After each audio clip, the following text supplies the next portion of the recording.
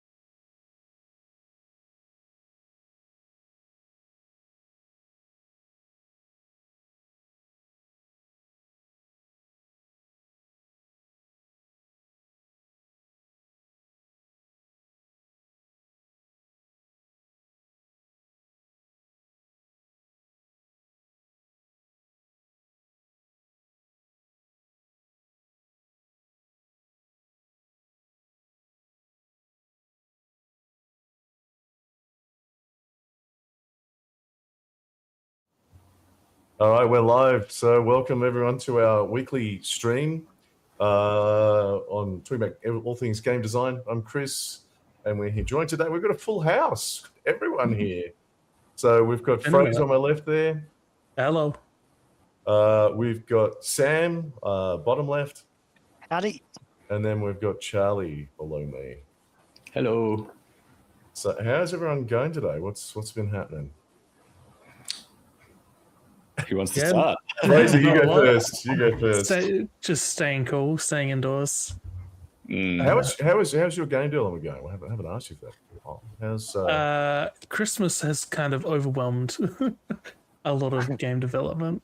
Between that and streaming and trying to get a social media post, it's been a lot of indirect work recently.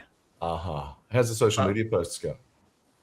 Not bad. What was our last one? Was talking about how I made the new map for Arvo, hand drawing a height map using Blender to visualize it and then bringing it into Unreal. Worked pretty well, and I managed to come up with some cool visualizations just for the social media post. So nice. Okay. Quite happy with it. I have to have a look at that. Sam, what about you? Anything exciting happening at the moment, or are you bogged down with Christmas as well? Mostly job applications and just sort of brushing up on C++ to help with those apps.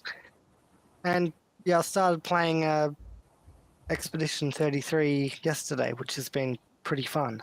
Nice. Oh. So someone can afford to buy new games.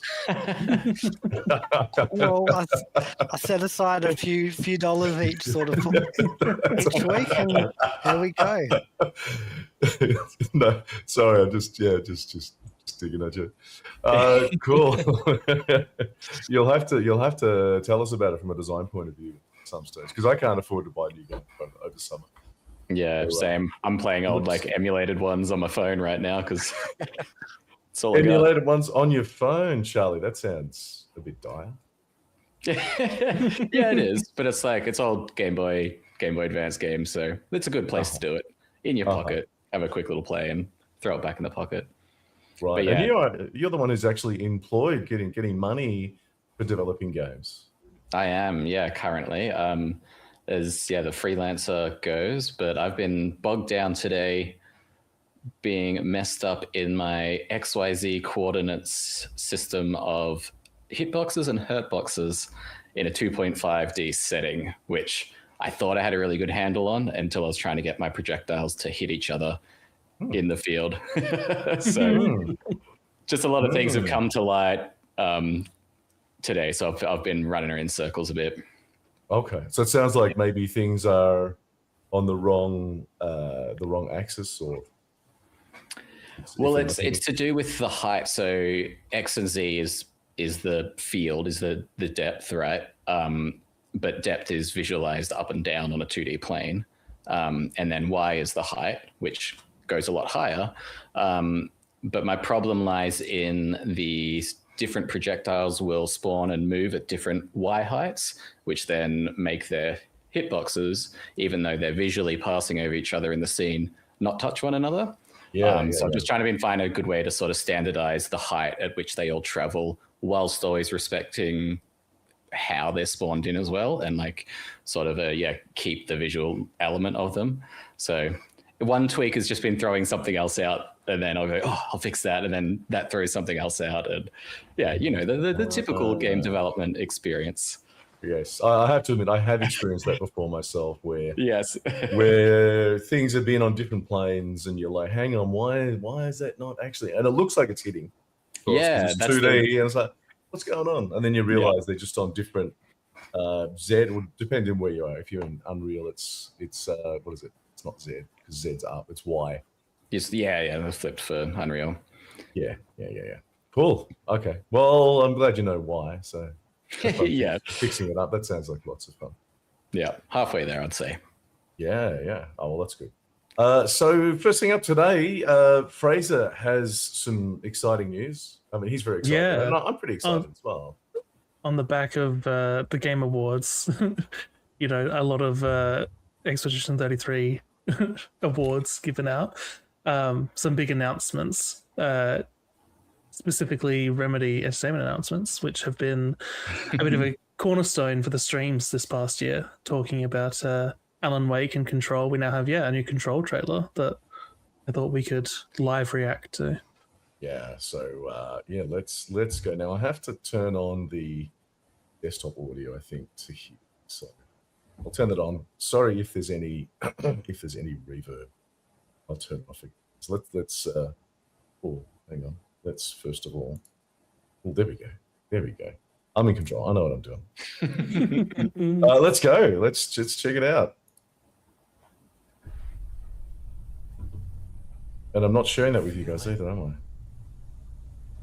No, that's No. right. Something Pulling it That's through right. on the Twitch.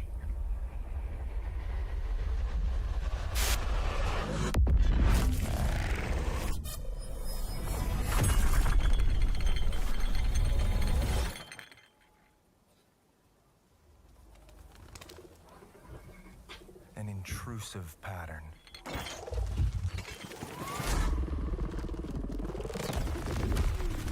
Of staggering power.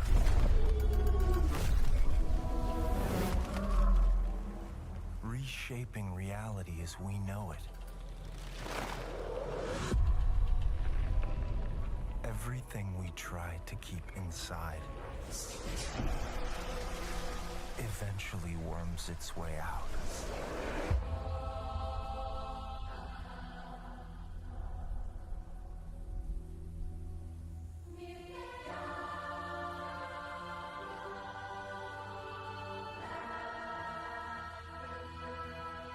You must have had good reasons.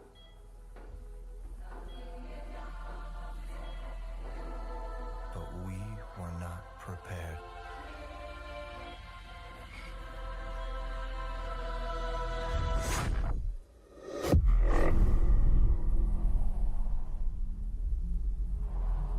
For what would follow.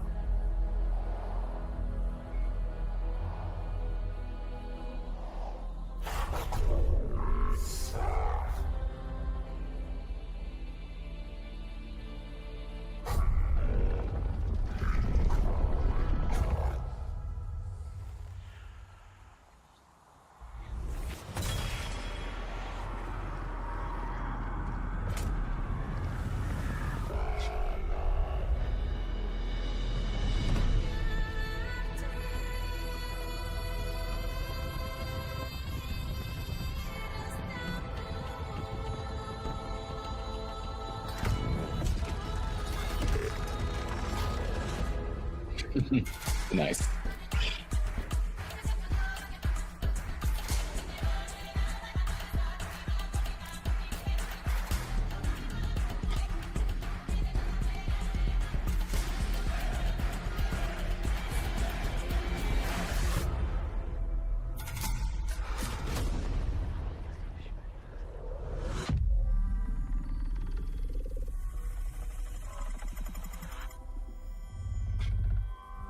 Pace yourself. It's gonna get weirder.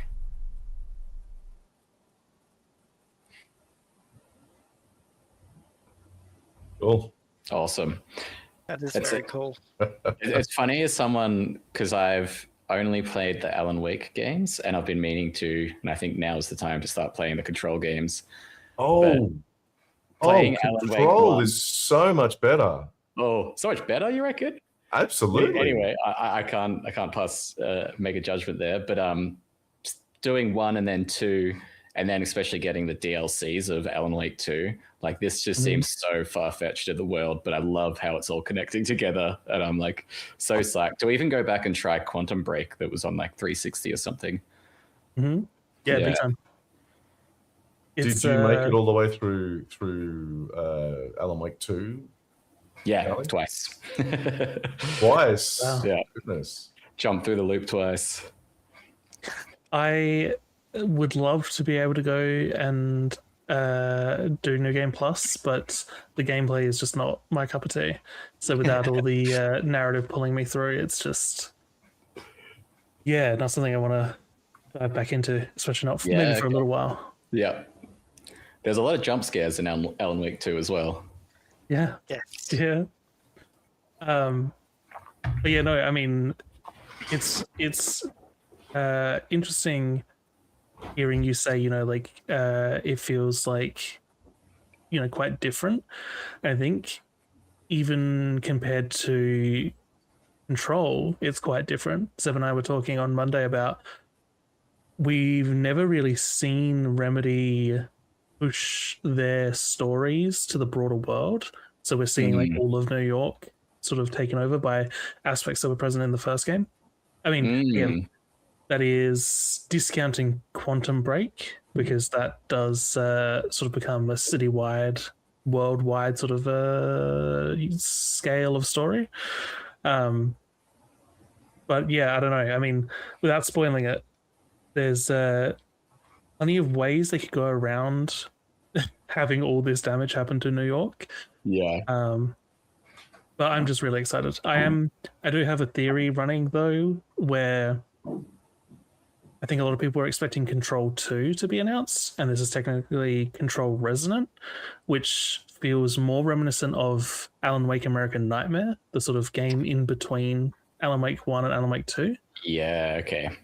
So we've been theorizing that potentially this is going to be expanding the story and the world, but not necessarily pushing it forwards.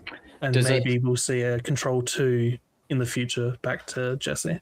Yeah. Does it look like pretty similar with that final bit? Does it look pretty similar gameplay to Control? Like that was very sort of action fighting heavy in those last little bits of footage we saw. Because I remember Alan Wake 2 Alan Wake American Nightmare definitely changed the formula a bit of the original one I remember playing. Yeah, I feel like American Nightmare was like a more polished version of Alan Wake's gameplay. They sort of expanded some mechanics and just tightened things up. Resonance seems to, it has that third-person flowiness that Control has, but obviously the huge departure is that we've only seen melee attacks from Dylan rather than all the ranged attacks that we get from Jesse. But otherwise, similar looking concept, right? Like you have a weapon that can swap between different forms, which give you different positives and negatives in combat.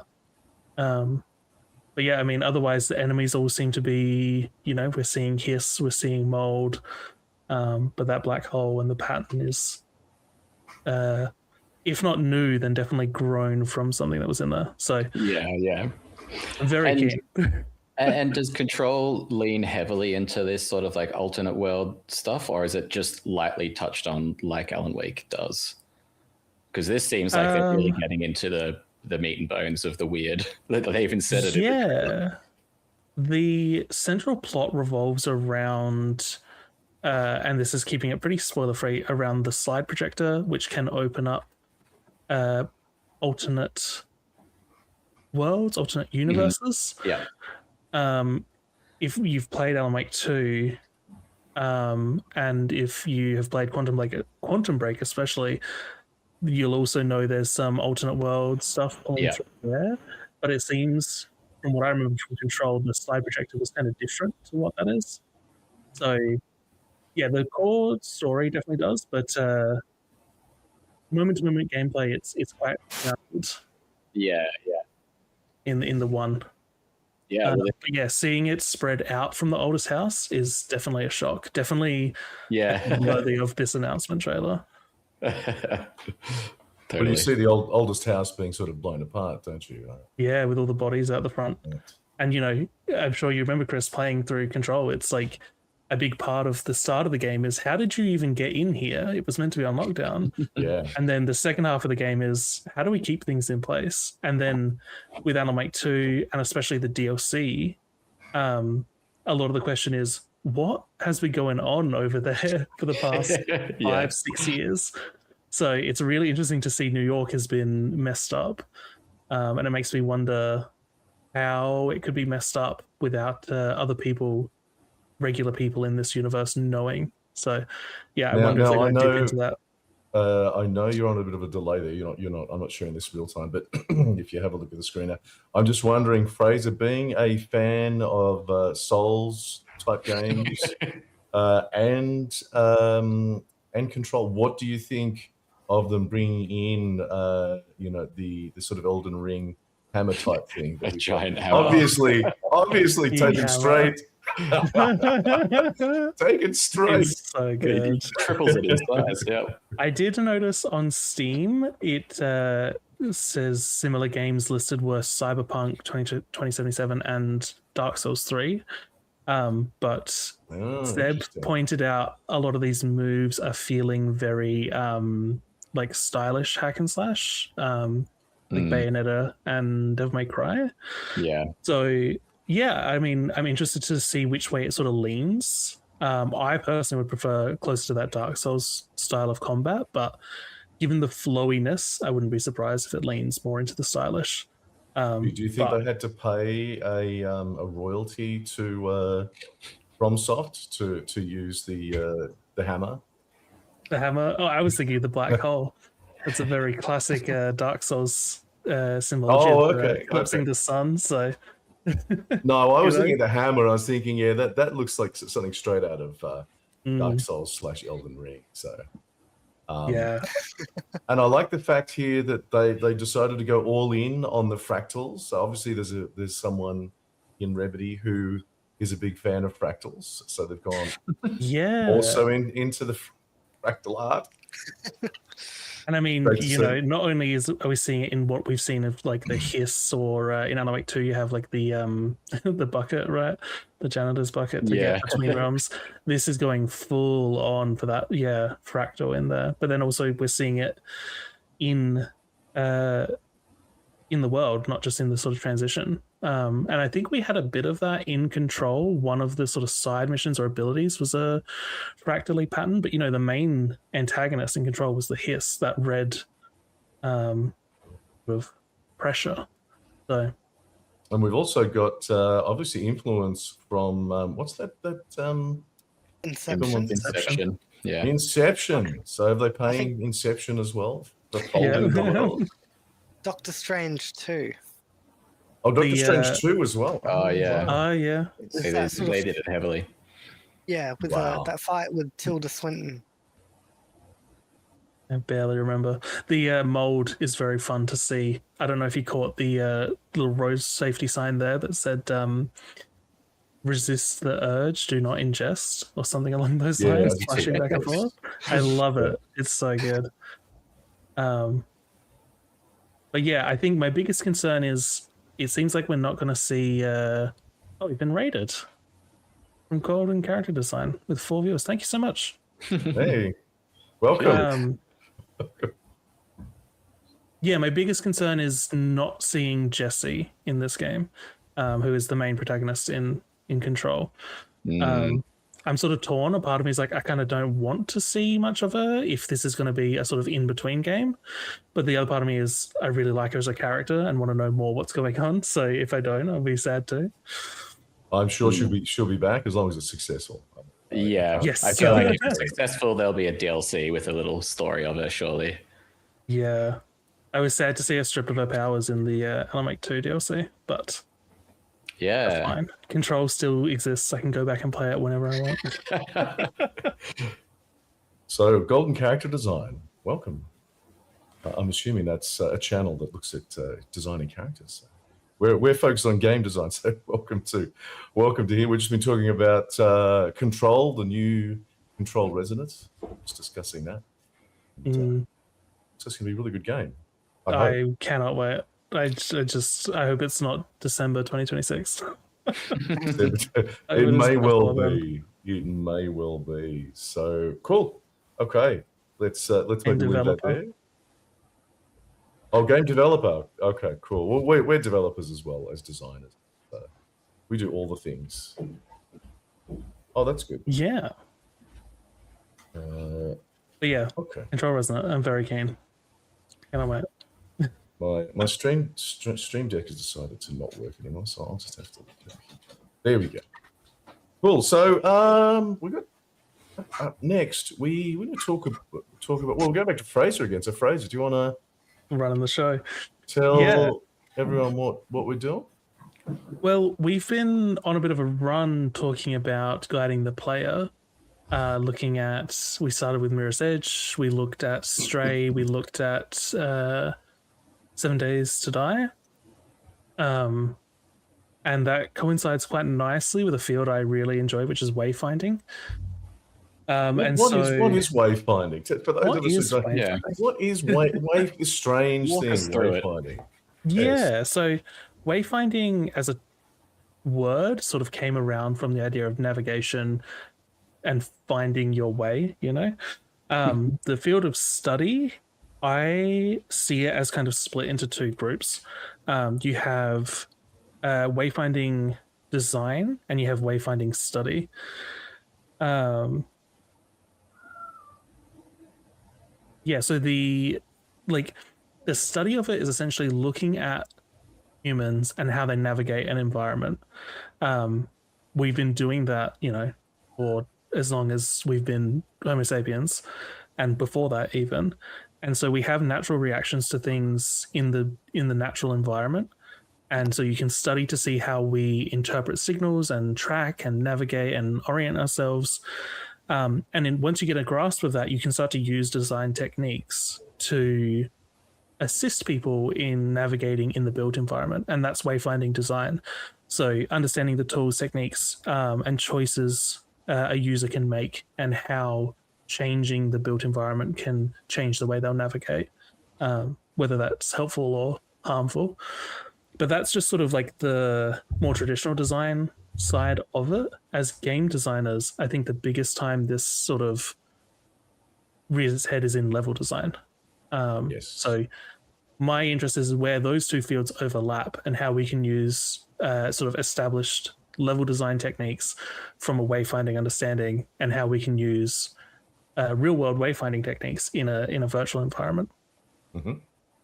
And I mean, this relates to the principle, like the game design principle that I'm sure you all know, is to never let your player be standing around saying, where do I go and what do I do now? So quite an important, you can break that sometimes, but it's a really important principle to keep in mind. Absolutely. So Fraser, you're going to show us something? Yeah, I've got... Do I have a link, or do you want to share it on Discord? I can screen share. That probably is easiest, right? Whatever's easiest for you. I'm just pulling it up on my end. It's going to be just that way I'm in control of it. And then where's my Discord account?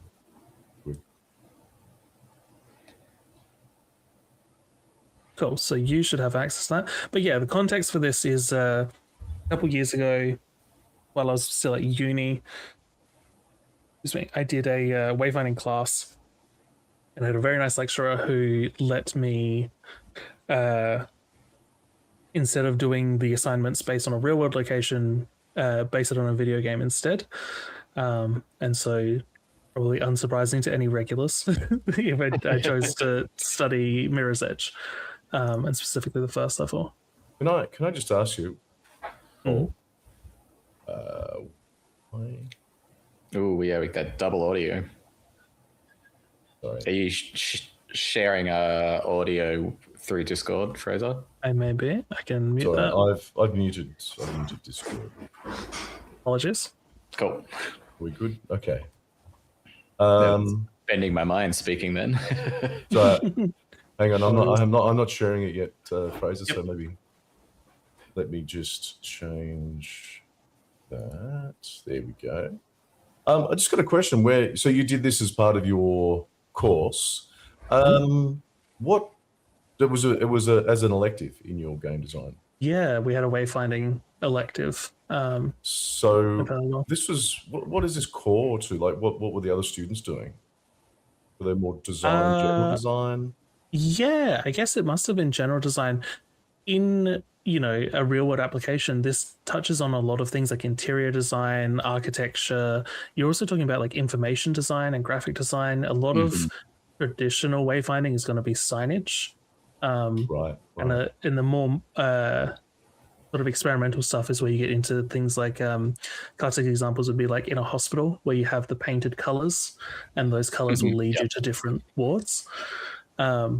Double audio was not coming through stream. Okay, excellent. But yeah, so there was, I think Gemma did this as well with me, but I don't know if there were many other game designers. But yeah, essentially, to me, this should be core. Yeah, this This sounds should like be a cool cool thing for- for game design. For definitely. game design course. yeah, and I hope it becomes that way, because yeah, we kind of got lucky that the lecturer who was taking it, not only were they, you know, nice enough to sort of adjust the assessment criteria for us, they were also really interested. When I told them about, you know, level design and how wayfinding would be helpful, he was all on board. He was fully interested. He wanted to see my assessment so he could understand how his design field was being used in other media. So yeah, I think it's a really cool intersection. And yeah, so this is, I think, the second assignment, or maybe the first. This is essentially breaking down and assessing one of the first levels in Mirror's Edge. So we can see here, I started with a sort of map of where the path the player takes, and sort of do we know where which section this was in? How far from the start? This is the prologue. So before the first level, this is Oh, nice. Okay. just after the tutorial. Yeah. And yeah, so essentially one of the key ways you can assess a wayfinding system is by walking through it. You can pretend to be a different user, or if it's unfamiliar to you, you can go in and as yourself, and you sort of just take hyper awareness of what's going on. So breaking it down, starting with things like environmental interactions. So in Mirror's Edge, we see these as things like the zip lines and the springboards. These are elements spread throughout the game that will highlight, like, if you see one, good game design means that there's a path you can take there. And bad game design, you know, you would springboard into a wall that you can't climb or zip line off the map. So they're one of the key indicators in Mirror's Edge for directions you can go. Same with things like the balance beam. And then the other part of this is identifying what parts of the wayfinding system are stressful. So specifically in this situation, I'm talking about dropping off of the pipe here, and you can see in this image there's two paths you can go, sort of upwards or to the right, and there's no indication as which way would be the correct way, so that's why it's a stress point. Similar situation here. In that first level, you go into the inside of this building, you climb these stairs, and you come to a T intersection, and it's just like 50-50 chance when you first play. Do you go left or right? Can you explain to me what a stress point is? Yeah, so it's essentially a part of the journey where the direction is no longer clear. So a lot of in the real world, especially, a lot of our navigation, we have a specific place we're trying to get to. It's not often we're not sure where we're going. In a video game, I think it's usually a bit more often that we're not necessarily sure where we're going, but we're more sure that there is a path to follow. And so a stress point is where that path becomes unclear. Would you say having, like, designing stress points in would be good design for wayfinding in a game setting? I guess, like, the broader version of that is no, because it means that the player is going to get lost. The careful answer is it might look like a stress point, but you are still giving the player information. Yeah. I don't remember if we talked about it on this stream, but the idea of players will often want to explore the non-critical path first.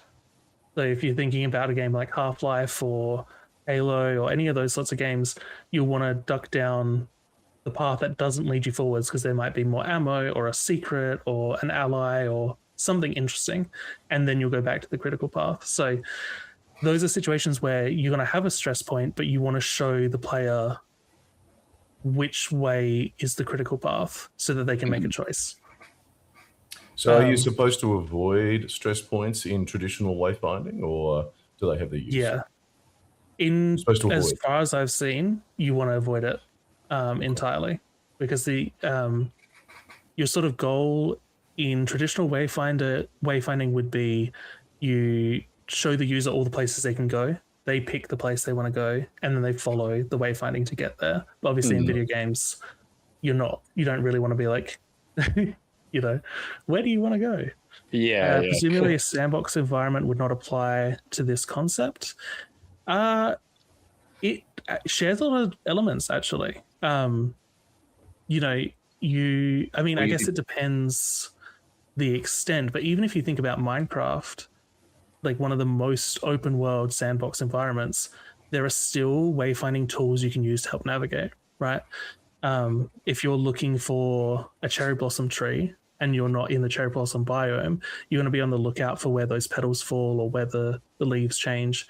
If you're looking to go mining, you might go and look for ravines and open caves. And, there's it's about giving the player information. In some cases, it's very hand-holding, and trying to give the player the path to take to progress.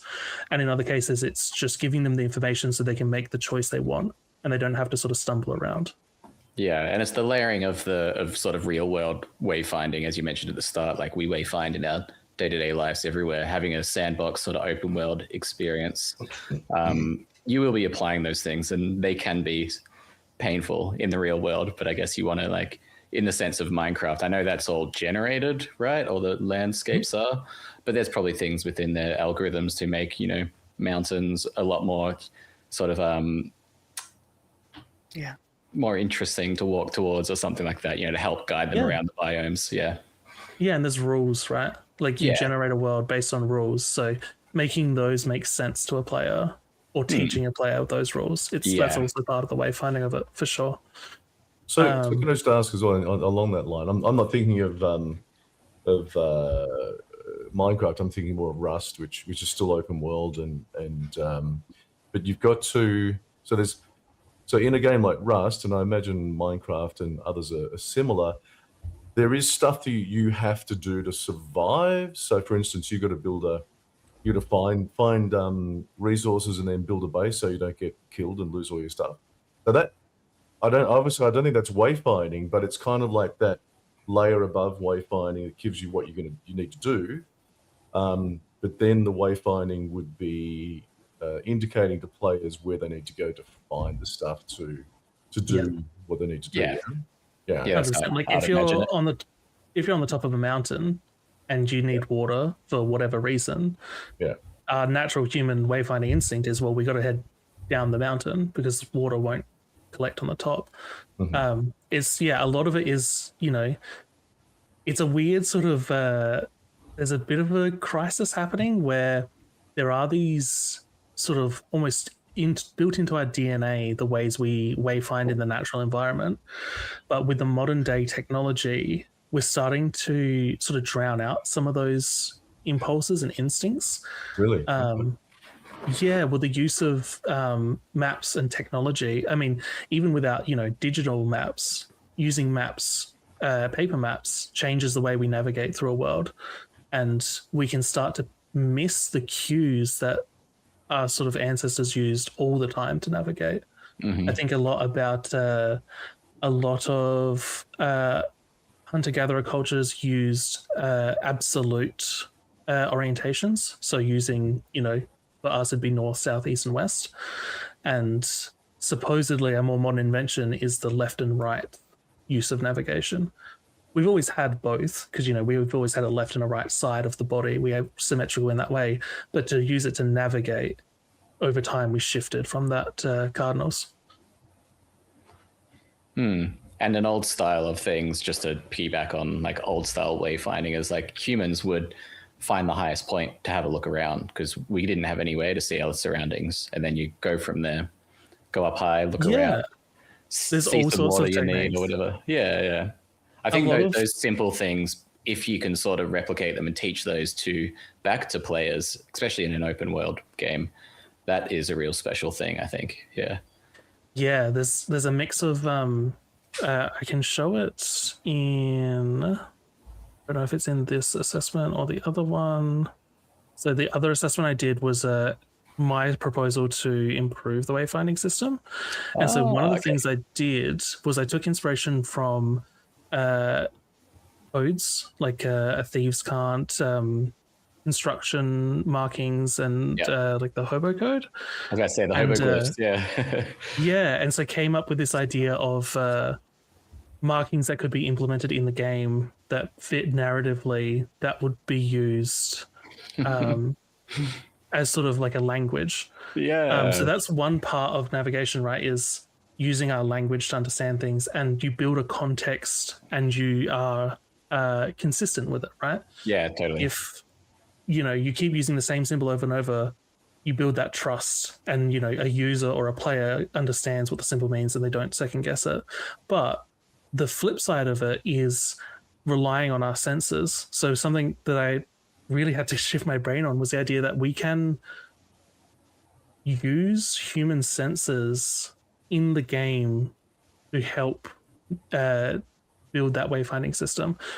So, sight is obviously a really prevalent one. It's one of the main parts. I can zoom in a little bit there, can't I? I think it's a very obvious go-to. You use leading lines, landmarks, flags, and Mirror's Edge already has its runner's vision. It's really sight-based is really well done. But I was sort of led to these ideas of adding things like gravel, or gross, mossy, wet areas, or you can add steam coming out of vents, and just the visual sight of those sorts of things, or in the case of gravel, hearing the sound of loose gravel underfoot, it's going to trigger sort of a sensory reaction that you can use to help inform the player. So one of my proposals was, if you add gravel sounds near the edge that you're not meant to go towards, a player will start to hear the gravel and think sort of innately, oh, I shouldn't be running at top speed next to this ledge where there's loose gravel. But also with consistency over time, they'll start to go, oh, if I hear loose gravel, I'm running towards the edge of the map. It doesn't, because like when you first play the Mirror's Edge games, there'll be times where you are, if you're really in that flow state, you're running at top speed, you see a ledge, not see where you're going to land, but think, oh, there's probably another rooftop down there. I'll jump and I'll roll. And then you jump and there's nothing. I'm guilty there. of that. Yep. And so, there's, even in a game sort of as well known for its wayfinding as Mirror's Edge, there are more ways to make it better. And that idea of using sort of sensory reactions in the virtual world, making something that is, you can't actually one-to-one replicate in a game, but knowing that a representation of it will still trigger at least some aspect of that. Totally. And provided the users recognize, what gravel does in the real world to them walking and stuff like that, for the first few instances at least.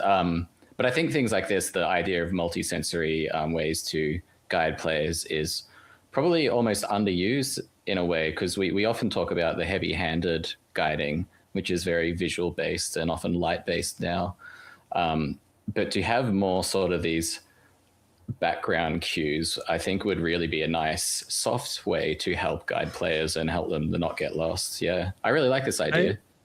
I agree. I think it's a big ask, though. It's it's a lot of extra work. Yeah. Well, 80% of the guiding will be done by those broad strokes. It's sort of the last 20% that these fine ones can do, but they add a level of depth, and that extra part of the game. But it means asking developers to spend extra time to make a 20% improvement to like the product at the end of the day. Yeah, totally. It makes me think of like what experiences would you apply this to? Like, where would that extra work really, really benefit? Like maybe if it is just a very sort of slow sensory experience game where you really need to be led, but in an unheavy-handed way, having all these multiple things, such as, what's an example?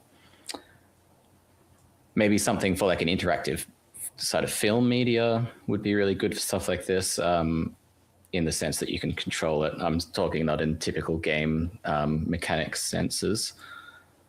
But no, I think I'm just losing my train of thought there, but choosing a project would be the right project would work for this, whereas you could easily put in too much work for something that wouldn't need it, like a fast-paced shooter. No one will be paying attention to, these slight things. Yeah, I mean, there's also an argument near there, it's like the difference between paying attention, noticing versus sort of subconsciously utilizing it. I mean, that's got to be the sort of ideal is if you can get players to not really notice, but they just it's intuiting. You've said that in here, but if they intuitively follow a particular path, then I think you've done you've done your job right. Yeah. And it's not always going to work because everyone is different, but it's just sort of giving it that opportunity. But yeah, you need the time and the dedication. Not every studio can afford the thing that. is, once you've done it, so like a lot of the things that I've seen you suggest there are things that have not been done in other games that I can think of.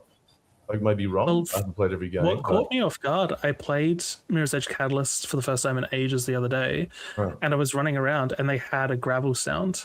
When I ran on one of the rooftops, it had like a loose gravel. It hadn't been used in the way I'd intended, but they had gone to the effort of, being able to change the footfall sounds to be gravel on certain surfaces. So all it would take is, one dev and a few days to go through and flag the different surfaces. Yeah, totally. So, I feel like this could be something if you are sort of struggling with wayfinding in your game and you feel like you have a really good system in there already, but maybe play testers are losing their way, that this could be something you could focus on to sort of bolster that guidance without sort of destroying or changing your system you have in place. That's a good point, though. The idea of, QA testing. I think one of the things I learned from the wayfinding sort of traditional thing is it's all well and good to have, in their case, surveys and, in our case, having QA testers, but you need to have a designer who's sort of familiar in that field come through. You can analyze their routes, but then it's really important to be able to digest that into a user journey map. Which I've done some examples of back down here. So sort of that flow, making sometimes you do like a worst case scenario, sometimes you do the general, and you usually have like the desired, right? And it's just, I think it's one of those cases where you need the information gathering from QA testing, but then you need a designer to sit down and actually synthesize all that information to figure out where energy can be best spent, where it's really needed. For sure. I feel like when I've ever done some of these sort of myself, I always find I'd start with the most desired path, obviously then work back from there. But I feel like it's sometimes hard to sort of guess what a player will do and what path they'll take. And I guess it is our jobs to figure out, what mischief can they get up to? Yeah, and some of the tools we can borrow from traditional designers, things like personas, right? You make up a fictional player, figure out sort of their demographic and come up with a sort of play style for them. And that's a cheap way to sort of change your thinking. You just sort of role play as them. And if you can't get a huge swath of QA testers, or you want to do that initial round before you hand it over, there's a lot of tools, we can borrow from traditional design fields and use in game design and game development. Because it's quite easy to imagine when you're designing a level, the intent's there as a developer, so you don't get that sort of first time experience of seeing a level for the first time. But I think I always think about that too. Like, how jaded am I to this design? Since I've been the answer is always very, I think, isn't it? Yes, very much so. If you've been working on it for a long time, I think with this field, it's part of my journey has been trying to develop tools to be able to step back from the project. So even if I've designed the level, using things like personas and journey maps to sort of get that rough work in before having to rely on having somebody come in with no experience of it. So you've gone on to a second one here. Did we finish the first part that you wanted to go through? Or? Let's double check. I think it was mostly. I was just talking about some of the tools that were already in place there. So we have things like the landmarks. I think we talked about that the other week when we did Mirror's Edge. I pointed out how every level, or almost actually, it might be every level has a landmark that you are navigating towards. So in the prologue, it's the radio tower, and in real world wayfinding, this is a lot harder to achieve because you can't just plonk down a multi-story building. But in games, it's one of the easiest things we can do. You just throw in, like a low poly model in the back, and you have them go through an indoor section and change it to a higher one that's closer up. And it's as long as you set it up, you can see here, like we've got it in the background there, but other than it being red, there's nothing else to distinguish it. And so one of my proposals was having these sort of cables leading lines towards it. But yeah, just talking about those sorts of tools, landmarks. Half-Life did that very well, I think. Just as you mentioned, the cables leading to a tower, that's like one of the first things you see. And that even goes back to things like composition, right? We talked the other week about artists and, what we can take from other art fields into design. Things like composition sort of go hand in hand with that really well. It's worth having a good grasp of that if you're trying to do these sorts of design techniques. So it sounds like the topic for another chat. Composition. Yeah. And then actually one of the last things that when I first was doing this class, they were talking about branding, and I was like, really? Like, I'm not in the marketing team. I don't really care. But what I realized through the course of it was, they use the term branding, but really what they mean is, establishing a language and an identity and being consistent with it. Where he talked about how important it is to be consistent. And that's what branding is at the end of the day. It's just a visually identifiable marker that is always consistent. And it's really important. One of the important parts of that is what they call design language. And you can see the colors and the style, and so they probably had an entire book on the design language within this game, with some very specific, the actual colors that they're using, the lighting, and all that sort of stuff. So, when you talk about branding, it's not just logos and stuff like that. It's that entire, all of those sort of things coming together. Yeah. But I guess that's kind of most of what I talk about here. There is stuff more games wise, like environmental detail. I think I brought this up when I was talking to Zebedee. We've talked a lot with wayfinding about the sort of innate DNA human instinct responses, but we also have that in games. Like we have a shared language in games. It's maybe just not quite as it's sort of emergent from how games have been made and how we've played them. So things like environmental detail, as players, if you've played a few games, you start to recognize what's an out of bounds area because it's got fewer things to look at or interact with, or it's a lower resolution or poly. And we can use those tools to our advantage. Or you recognize that a huge empty area is the next boss battle. It's like, this looks very familiar. Where's the boss? 100%. Yeah. And I think that's one of my gripes with modern, well, not modern games, but the photoreal games. They can be, now we have very powerful machines and really good techniques. We can make things look really busy, and it makes it hard to tell what's sort of like the game environment and what's the out of bounds. Yeah, and what you're supposed to focus on. I was thinking about this just last night watching Full Metal Alchemist, the anime, and they do a really good job with and I think all anime does this really, but like the backgrounds, they're never that sharp, and they're always rather blurred and sort of have like a watercolor wash or brush to it. But it always keeps your eye directed where it should be, which is on the characters or the action happening. And I think that's just such a simple design thing, which is being lost exactly in these photorealistic games where the environment is so detailed, it gets very busy, and you're sort of, I don't know, almost miss stuff because you're kind of looking around the screen so much trying to find your target if it's a shooter, or like a ledge to climb on if it's some sort of adventure game, and it's hard to differentiate. So making use of tools like this, we really need to sort of hone in on those if going forward in our future AAA games, not ours, but like the industry's. And they tend to, I feel like the trend at the moment is to add more detail, right? If the player doesn't know where to look, it's, you know what I mean, add yellow paint, add a highlighted object, add a button drop.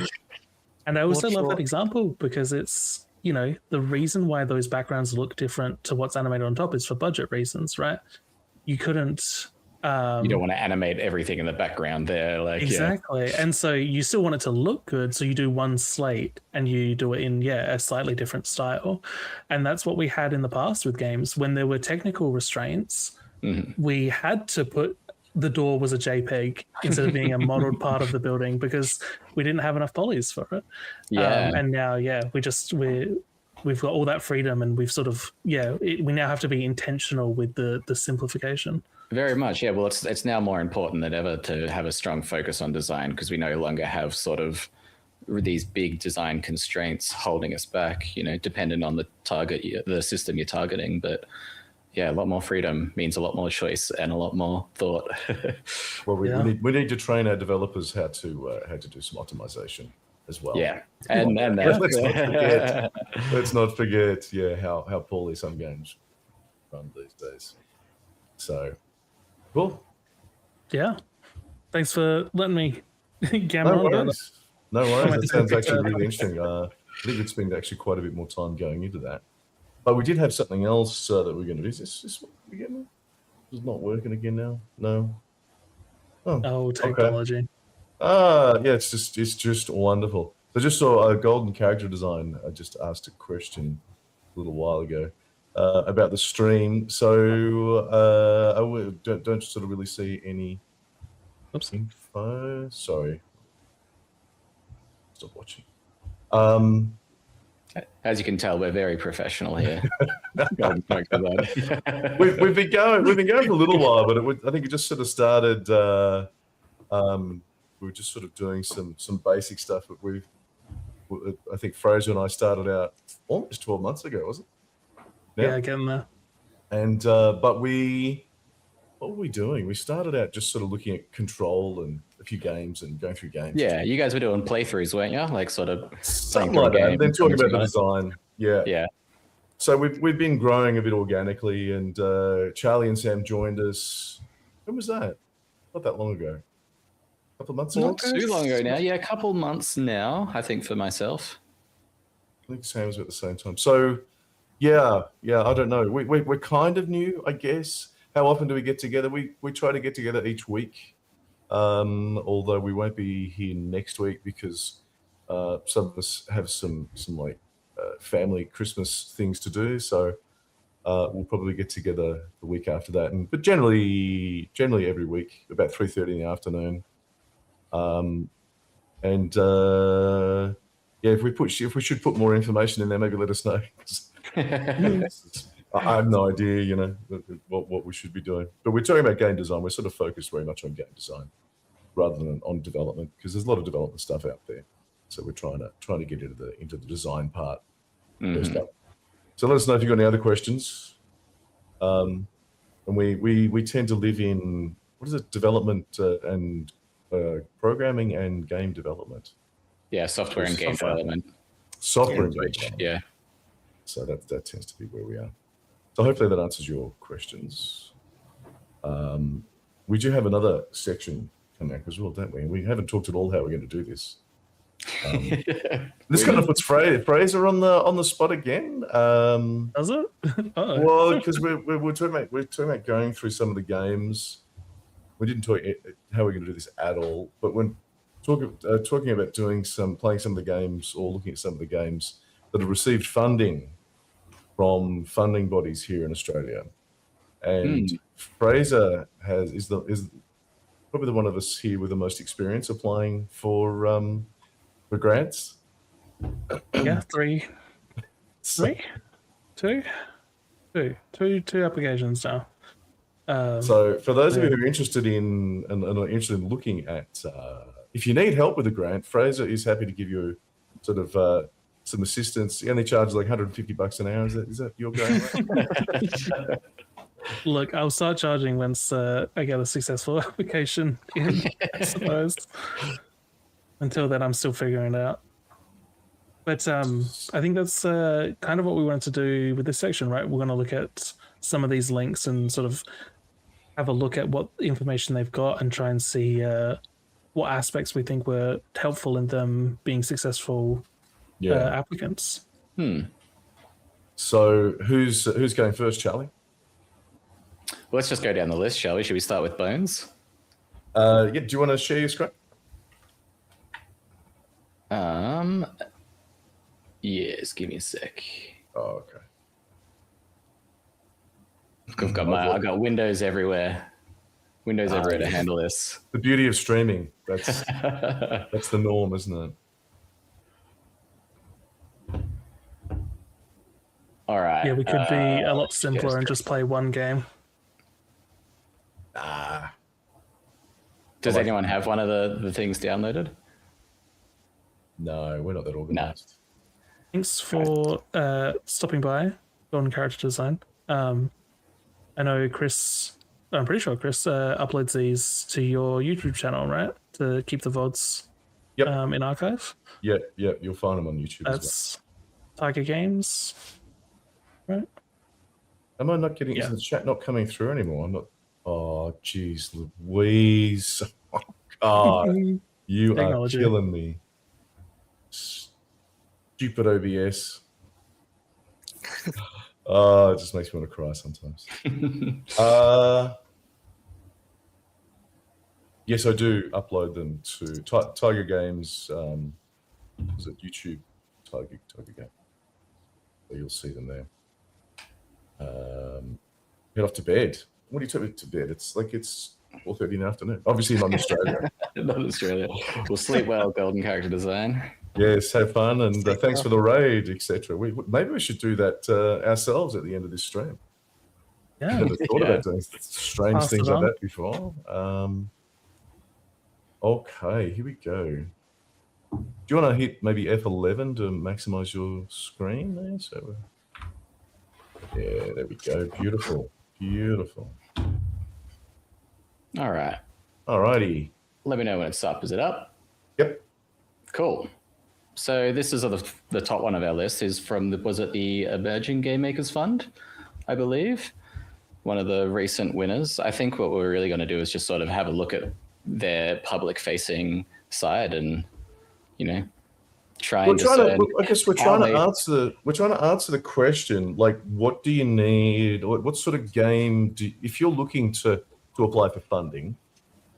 What sort of games are getting funding, and what can we learn from looking at these games? Like, where are they at? Are they how polished are they?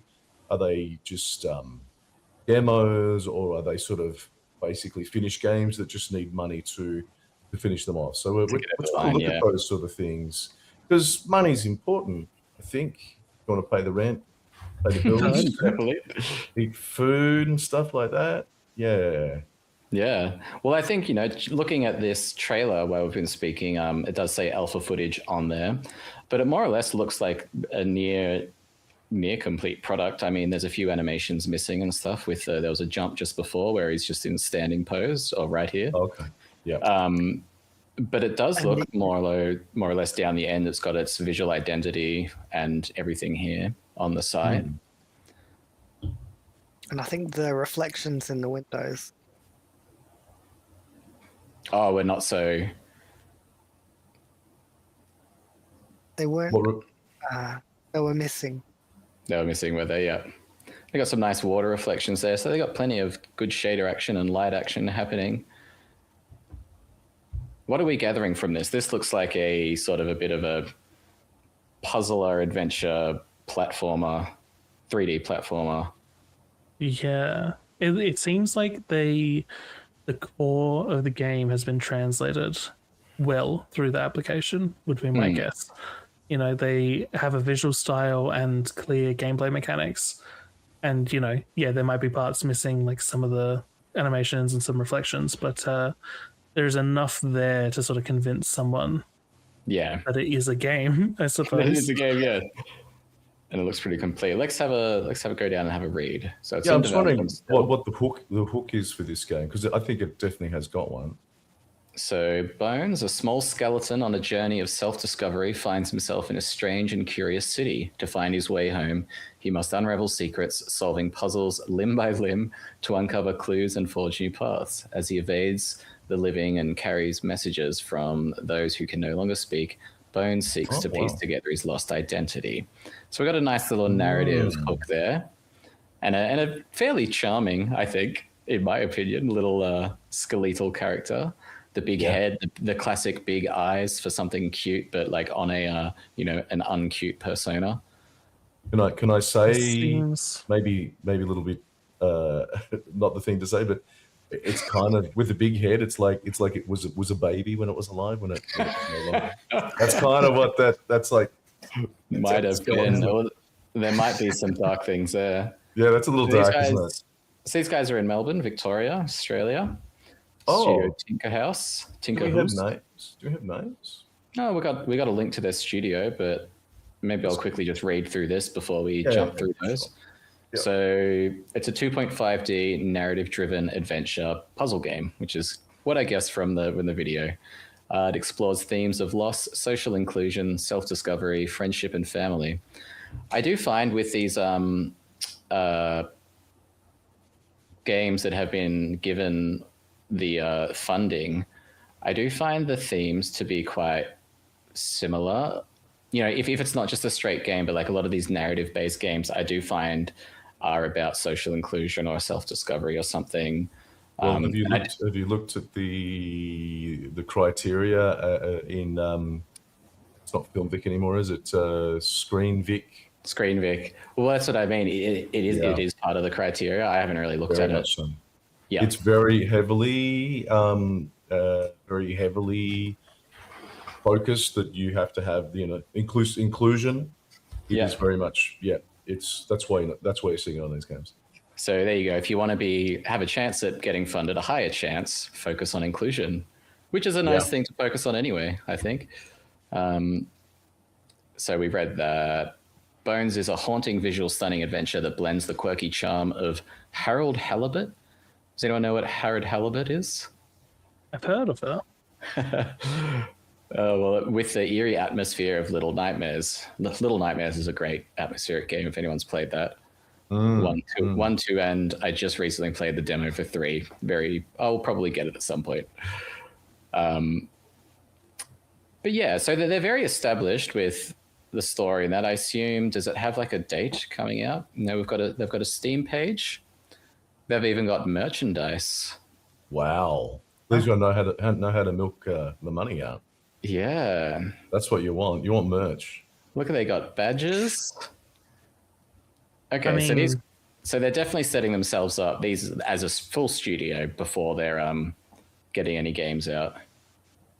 That has shown to be quite effective in the indie animation realm. Studio Glitch, who have been getting a lot of views on shows like Amazing Digital Circus.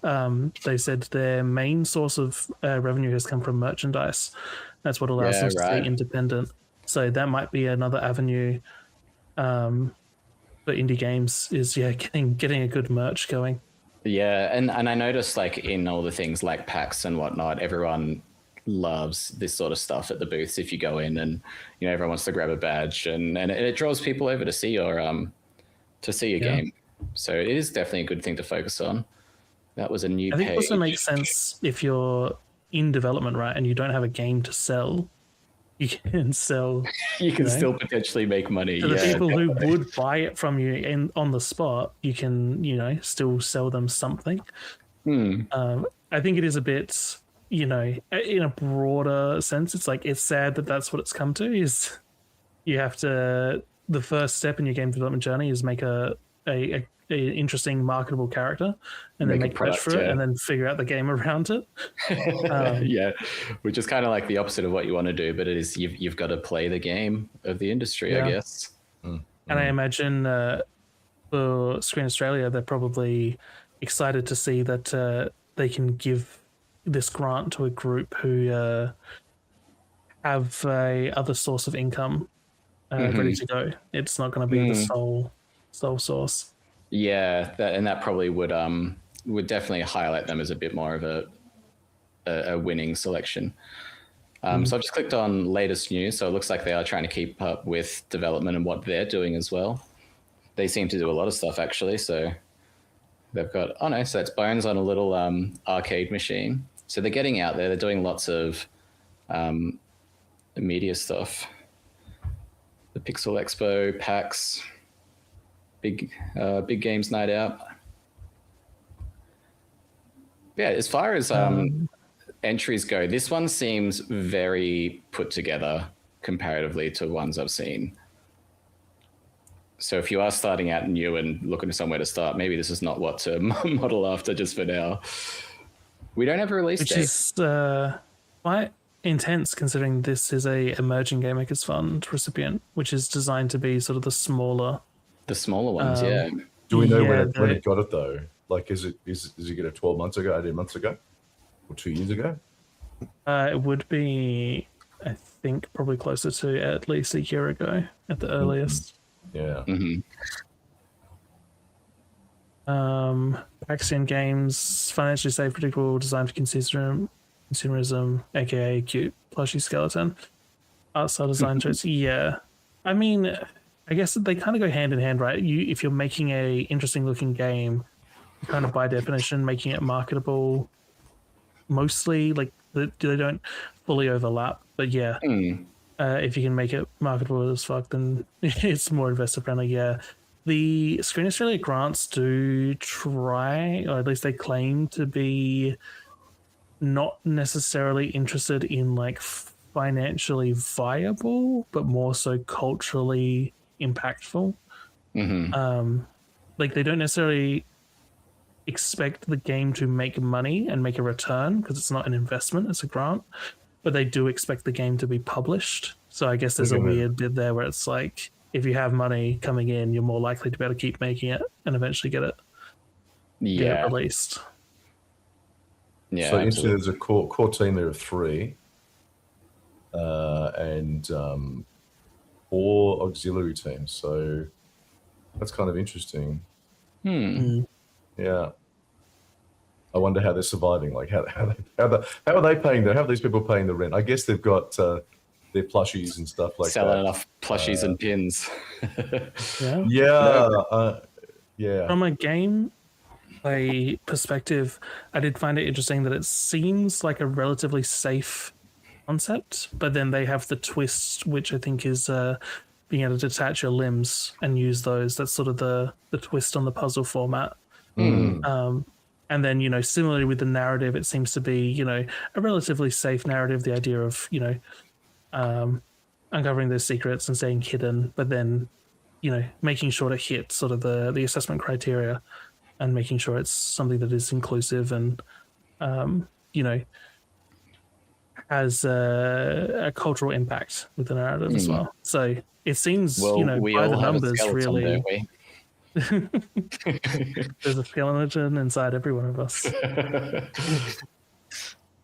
I like it. Yeah, I think. Look, it looks really good. I think it's better than probably any of the ones we've seen so far. To be honest, I think. Yeah, definitely. I feel like these guys are doing everything right to make you know, game dev a viable way of life for themselves. They're doing the marketing. They're trying to make money from it. They've put together a decent and interesting story with, like you were saying, Fraser, the mechanics of pulling the limbs apart, to solve puzzles.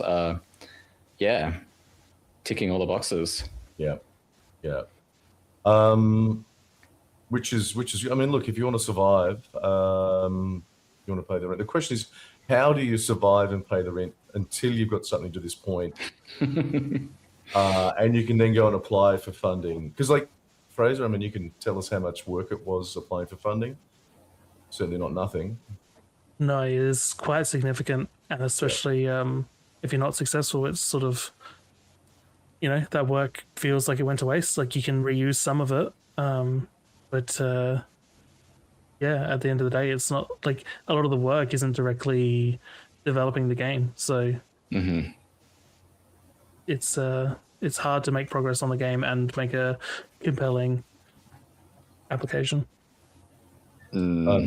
So after this stream, are you going out to make some plushies for your game?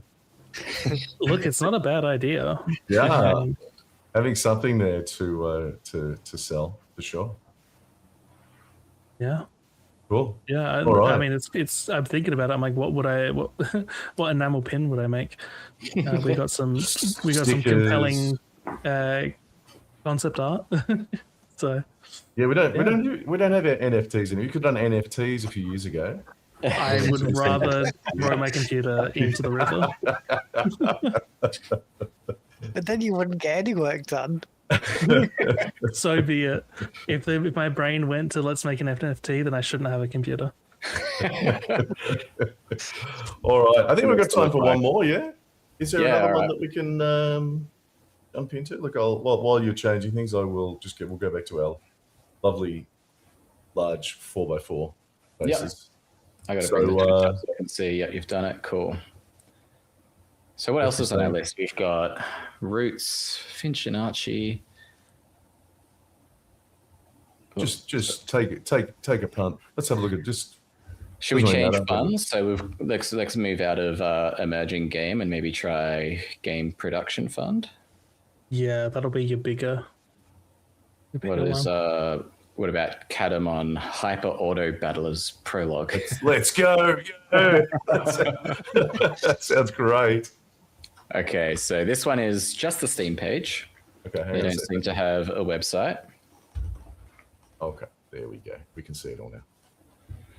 All right, so this is Katamon. I guess we'll just watch this. I don't think I'm streaming my audio through this, so... I think I've got it it's the true Steam page exploration experience, I think. Yeah. Just exactly. The muted video. That's all the visuals. So what is this? This is a card battler. Yeah, auto battler. So... I'll full screen this. So this is also like Pokemon. Well, looks like it. Collecting it's very super auto bets. It's got where the I'm reading it. Yeah. Fireshine games. Do you all know Super Auto Pets? Super Auto Pets? No, I don't. No. I only know it through Northern Light.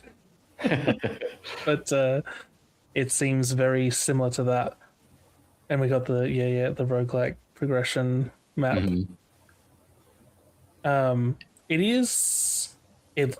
Visually it looks great. The art style is really cohesive, really clear, very consistent. Yeah, very consistent for sure. Who's the target audience? I guess younger. I mean, yeah, I don't know. I guess what sort of age group was Neopets? That's going back a little way though. Oh, Neopets! Well, I remember Neopets. I reckon 10-year-olds would find this very compelling. Yeah, it's like loud, colorful visuals. It is most what I see is quite cramped. Now that I see it not in the live view, I can actually look at the screen. It's not so cramped, but it is the really bold colors and high contrast, like visually pleasing for a younger viewer, I'd imagine. Like what I know of the genre though, the genre is typically swayed older because it's being an auto battler. It's about the systems and the interactions. It's really interesting. Okay.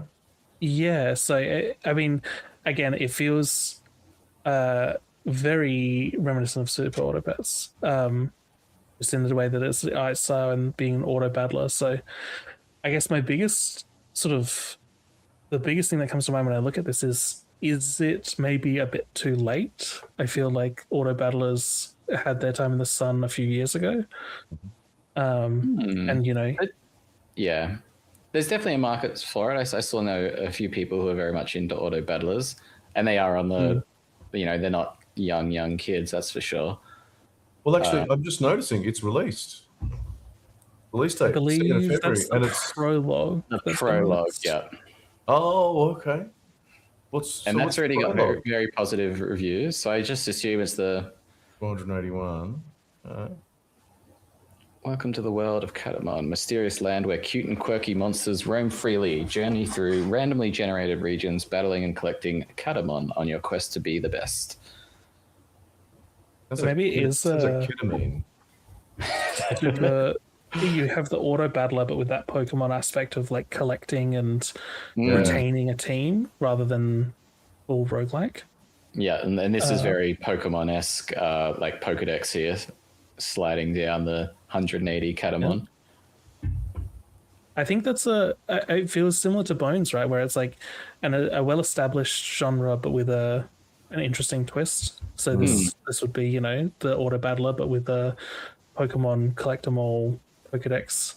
And when I think about it from that perspective, I'm like, you know, that is a pretty interesting take on the genre. So that makes Definitely, sense yeah. to me. When you word it out loud like that, it does sound like a very viable idea that people would jump on.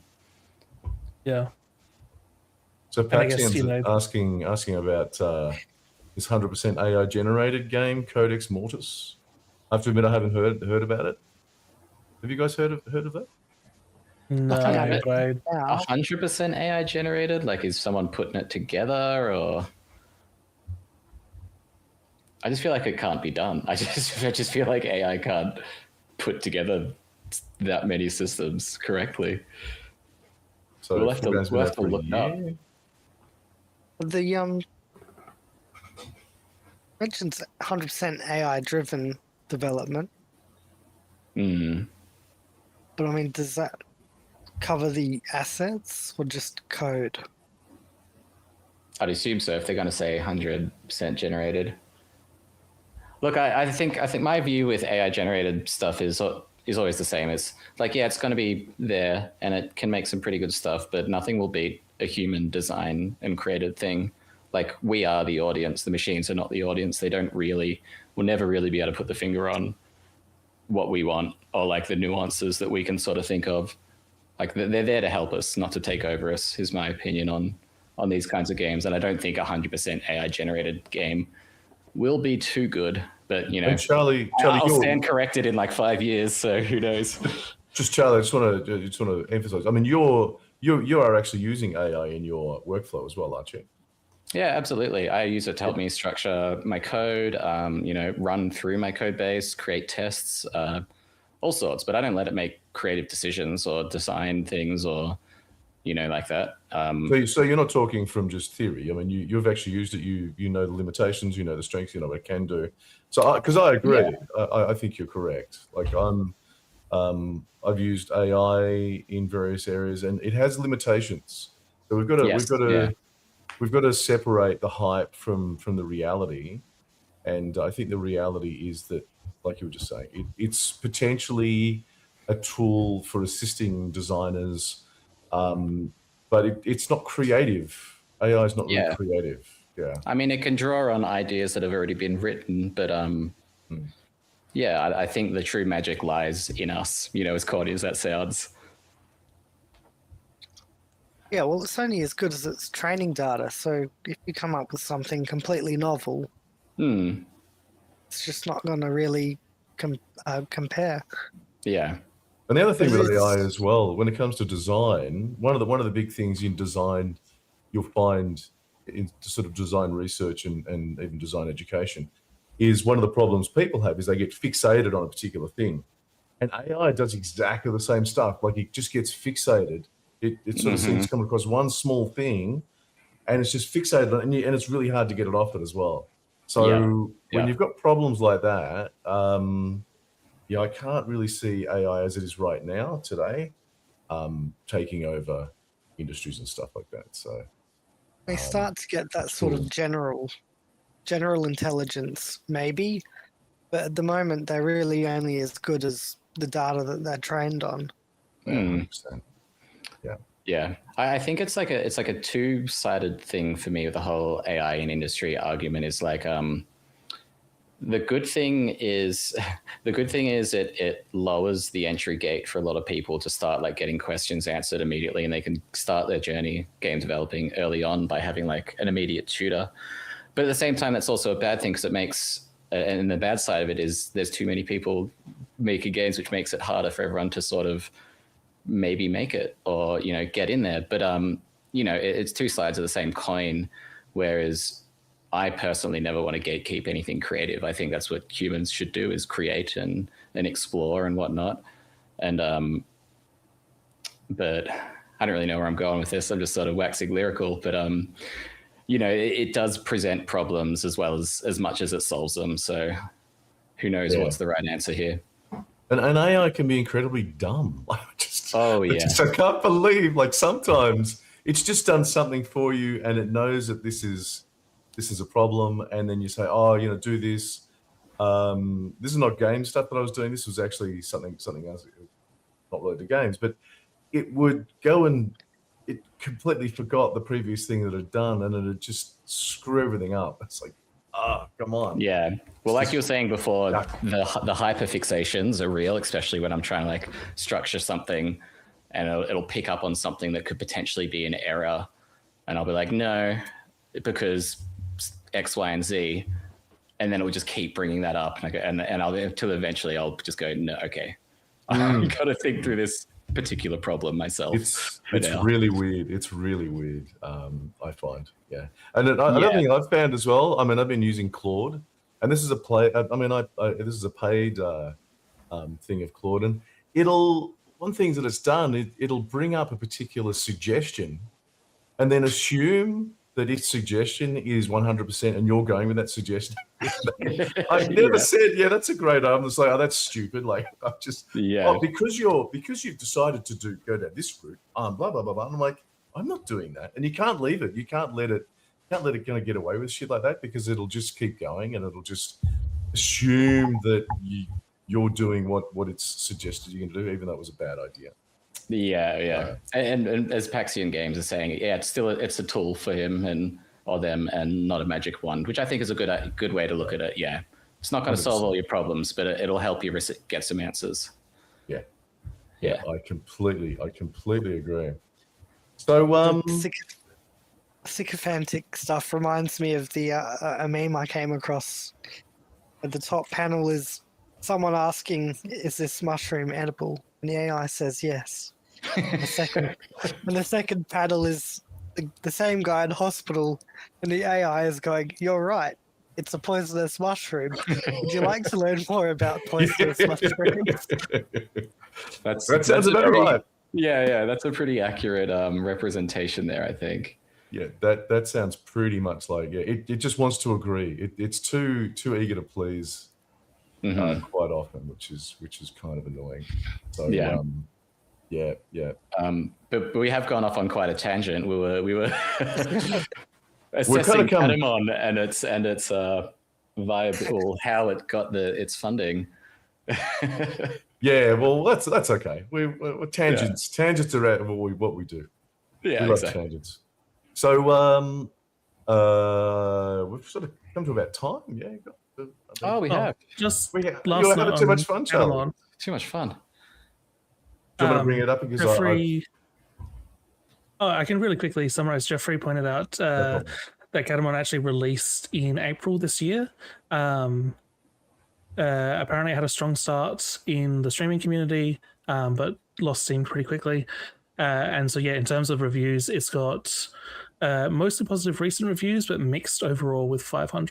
So, I guess that's how the release went for Catamon. I wonder how they did. Okay. I'm just jumping over to Codex Mortis really quick, because I've never seen that. Can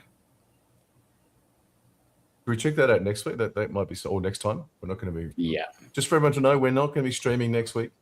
We're taking off a week for Christmas, and then we're actually going to come back Tuesday before New Year's Eve. So we won't be streaming on New Year's Eve. We're streaming the day before, just so that everybody knows.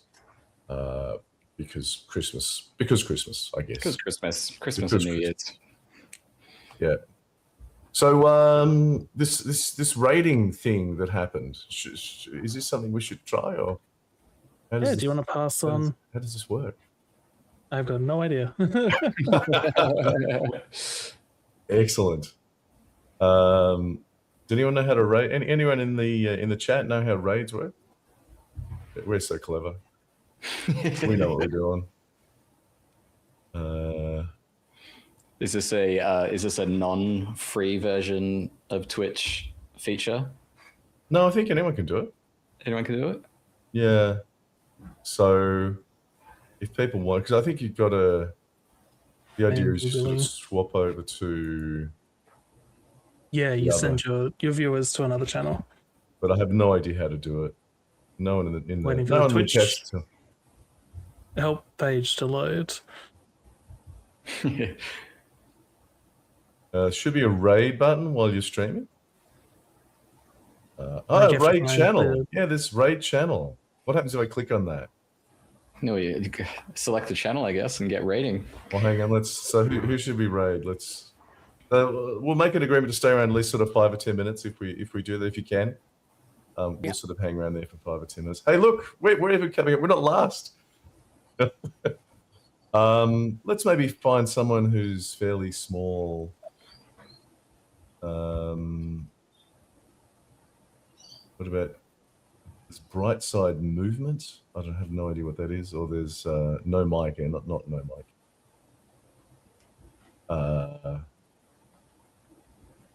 Skyfree 3D. Yeah, what about was it MIG Creates Games? How about that one? 5 viewers. Let's do it. All right. Trust. So if you guys can join. Griefles? Griefles, yes. Yeah, we're just finishing up. So, I forgot who we were going to raid again. MIG Creates Games. MIG Creates Games. But yeah, please come back next time. We'll be back. We won't be back next week, will we? I've just been insane. Someone with some viewers. Yeah, there's someone with 5 viewers. We're going to go to something about the same as us. So let's click on that.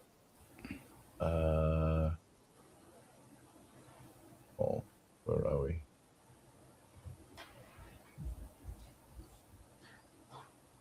No, not. Oh, Merry Christmas. MIG Create. Yeah, Merry Christmas. There we go. All right, start raid. Okay, here we go. We all ready? Ready. Ready for something. Yeah, let's do it. There we go. Mig Chris All right. Camp with Hello. 8 raiders.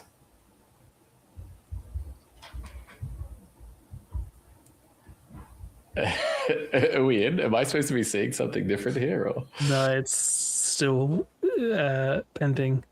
Oh, okay. Still Back pending. on, Raid now. Oh, here games. we go. Raid now. Goodness me. Look complicated. There we go.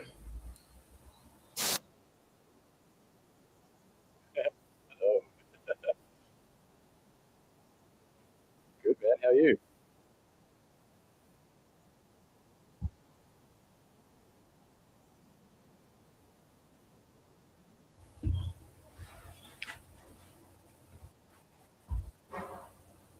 Are you guys in as well? Yeah, Yes. yeah. Yeah, it's pulled over all your viewers. Look It's at that. exciting.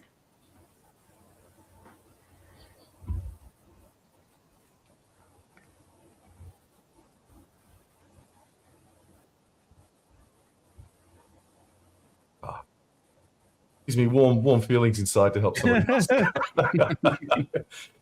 Yeah, we had quite a few viewers. Nice to pass them on. Yeah. I think this is one of the nice things with the Twitch community, right? Yeah. Mm. The community-based stuff. Oh, we still live on YouTube, by the way. Should I? Hello, YouTube.